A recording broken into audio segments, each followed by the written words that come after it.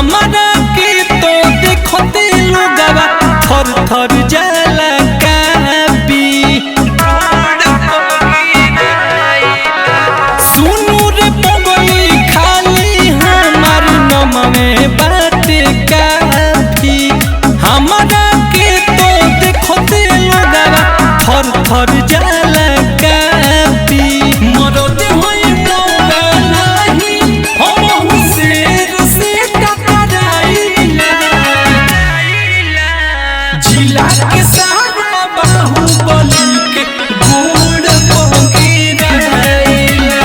जिला के सारा गुंडा के हम अंगुरी पोना चाइला।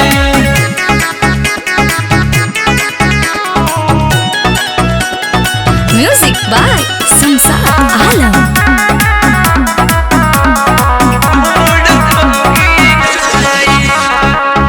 कहले हमसे दोस्ती ना तो पड़ जाई भारी।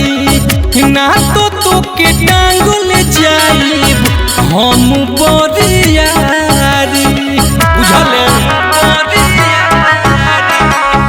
कहले हमसे दोस्ती ना तो पड़ जाई भारी। ना तो तोके टांगल जाई हम बरियारी।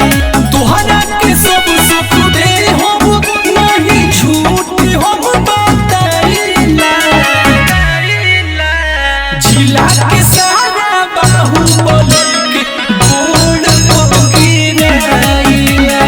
जिला के सारा गुंडा के हम अंगुरी पोना चाइला। जिला के सारा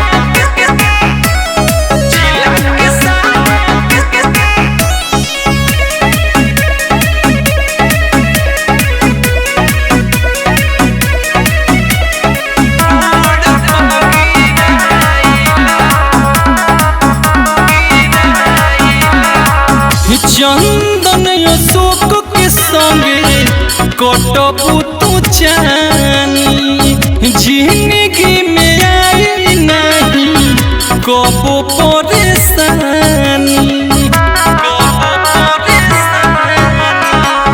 चंदन अशोक